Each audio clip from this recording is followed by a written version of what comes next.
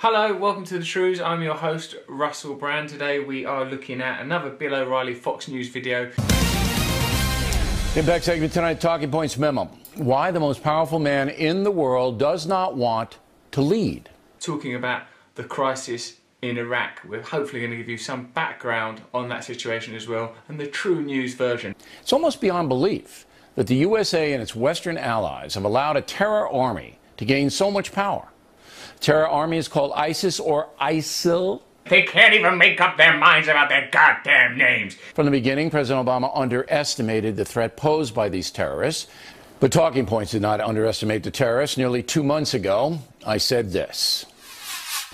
Why hasn't the United States been confronting the al-Qaeda army? Why is Bill O'Reilly came back to himself in exactly the same clothes and exactly the same mood, saying exactly the same things only 2 months ago? Ain't that long ago? And do you know, I predicted this way back in '68. He's trying to come across like he's Marty McFly. It's a couple of months ago, it's pretty obvious that ISIS were a dubious outfit, and it's like, how do you do it, Bill? The USA should begin bombing the al-Qaeda army as soon as possible. We don't need any more meetings. Let's send a message that terrorists remain targets. Al-Qaeda is our enemy. You know, I feel like I'm lecturing fourth graders here. Yeah, we feel like you're lecturing fourth graders, Bill. You're a very patronising and rude man. And all you've ever got in the way of recommendation is more bombings. Stop bombing everyone. The bombings created them. This militant attitude is what creates them. I'm not saying I've got a solution. I'm saying you haven't. What did the president think these people were going to do? Again, they are not subtle. They're killers. They're the absolute worst of humanity. It's a pretty powerful piece of hyperbole there now. I mean, what were they when we were selling them weapons? This story is a dangerous story that extricates America and other countries like Britain from the blame for this situation that we created. I notice this a lot. It's always the people at the end of the line that get blamed. I'm not saying that ISIS isn't terrible. That conversation, we're not idiots. We don't need to have a conversation, is beheading bad, yes or no? We've had that conversation, beheading is bad. But it's always people that are at the end of the line, the people that smash a window, the people that pick up a brick, the people that take drugs, the people that are the consequence of this cultural imperialism, of this corporate corruption. When it, like, if you want that stuff to end, get the head of the serpent. Stop going down here, these hopeless, pathetic tendrils. Of course you need to stop those kind of executions and brutality, but don't put them people in charge, the people that benefit from it financially. The situation is almost identical to what happened in the mid-1930s, when Hitler and his Nazi thugs were gaining power. If it is comparable to the 1930s, and I don't know whether or not it is, I know that the rise of the Nazis came about because the German people felt emaciated and were therefore vulnerable to extremist organisation like the Nazis because of the conditions imposed by the Treaty of Versailles, because they were a people that had been torn apart and were vulnerable to extremism. Doesn't that suggest that if you don't want extremism, if you don't want Nazis, if you don't want ISIS, you have to do the exact opposite of what you're proposing, the opposite of bombing, the opposite of aggression? That's what it seems like to me. I mean, I'm not a historian. Hitler gained more power and eventually started World War II, resulting in more than 55 million human beings being killed in the European theater alone. Oh, there are going to be 55 million deaths. You could nip it in the bud now. We don't need to go back to the bloody Nazis. We've invaded the Gulf twice in like my lifetime. We're always over there invading them. Talking Points has said this before. There's no difference in the mentality of the Nazis and ISIS. They are identical in their hate and tactics. Because you'd think Bill O'Reilly would like the Nazis, if anything. He's always stick a wall up here, kick these immigrants out there. It's like his main thing. But the American media will not tell you that. In fact, they're busy replacing the word terrorist with the words militants and rebels. The New York Times started this business, refusing to call the ISIS army what they really are, terrorists. Not militants, not rebels. It's really got to him, the terrorist militant thing. Terrorists, not militant. Let's just start calling everybody from Iraq a terrorist, okay? Let's call it Tirak. They're Tiraki, terrorists. Look, they're terrorists, that's my point. How could any American want to stand down when thousands of innocent people are being killed by terrorists, not militants? I can't answer that question. I can only listen and shake my head. There, the head has been shaken. No, Bill, don't shake the head. No, I'm shaking it. Bill, please, anything but the head shake. But even more frightening is the most powerful man in the world, Barack Obama, does not want to confront evil. He simply wants to remain detached, hoping for some kind of mythical coalition to deal with deadly threats. I wish he was like that. That would be amazing if he was detached, if he was like the sort of a floating orb of pure consciousness. The mythical coalition will soon come, and peace will be here.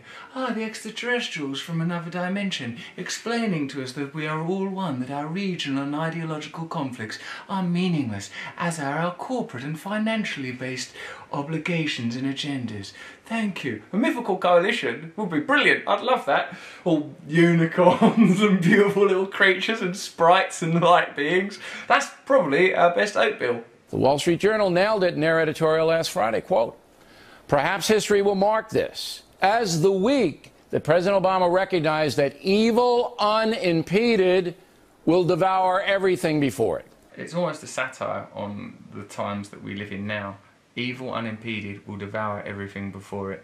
This is that evil. Unless we oppose it, unless we start to think differently and talk differently and demand different lives and intervene ourselves, intervene in their interventions, then the very evil that Bill is claiming that his ideas are preventing us from being subjugated by will prevail. But I don't think the White House will recognize anything, because I don't think President Obama looks at the world in terms of good and evil. No one should. It's much more complex than that. As I've told you before, Solzhenitsyn, the great Russian writer, said the line between good and evil doesn't run between nations, cultures, creeds or religions, but through every human heart. I'm capable of being cruel, making mistakes, being selfish, as is Bill, as is Barack Obama, as is every single human being on the planet. So what we have to do is tend towards the compassionate, altruistic and beautiful side of ourselves and hope that that creates bonds, invisible, mythical coalitions between each other that can create a new climate of consciousness in which human beings can transcend and a new civilization can emerge. Because if we don't,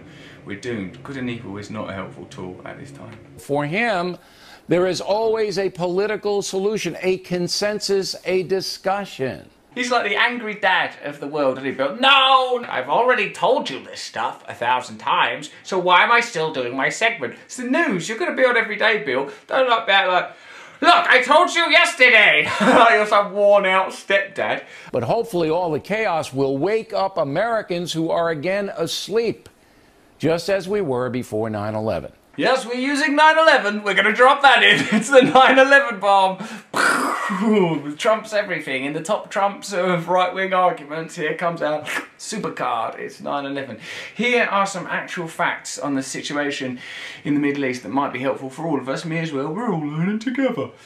Defeating ISIS and the other terrorist groups is vital, but it's also vital that we oppose US intervention, which will make matters worse and is designed to bolster US presence and use Iraqi Kurdistan as a base of operations and aggression against the Iraqi and Iranian people. Oh, sounds true, doesn't it?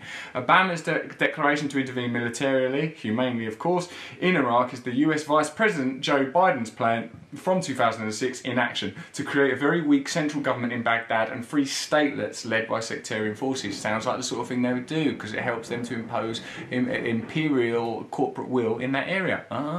The US is already dominating the Kurdistan regional government and using some of the Kurdish leaders as their main asset in Iraq. They have told them not to declare an independent Kurdish state now because that will mean loss of US influence in Baghdad. Oh no, that sounds like the sort of thing that would happen. Look at how they talk, look at how they behave. This isn't pie in the sky stuff. When they sort of focus the argument down to, look, do you want ISIS to behead people? Obviously we don't, but there's not like a sort of an invisible thread that connects what they're saying the solution is to those terrible actions. We must question the relationships that they propose between the event and the solution. The truth is that the growth of ISIS is a legacy of the war on terror. We know that, of the sanctions and bombing of Iraq, of an occupation which deliberately fostered sectarian divisions. They caused that and exacerbated it, and a series of policies which have resulted in the backing of right-wing fundamentalist groups to fight everyone perceived as the enemy of the US and its allies.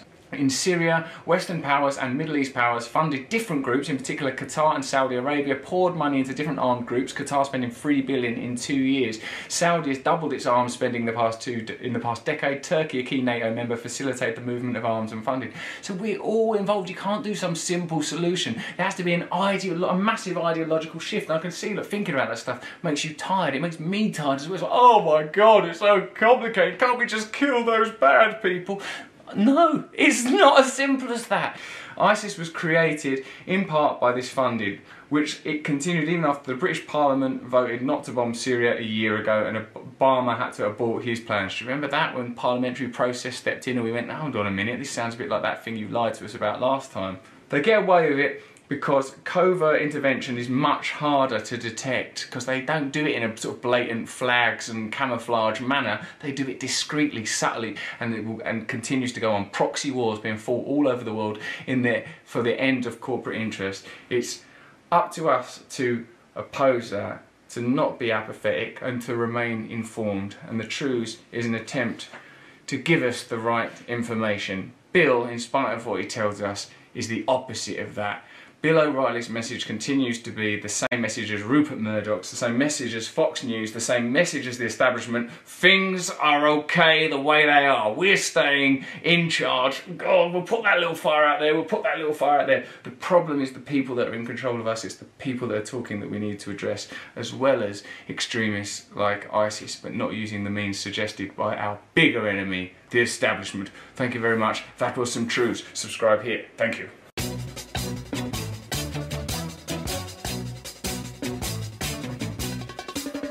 Is a tool that is abused to fool you and to leave you scared and confused.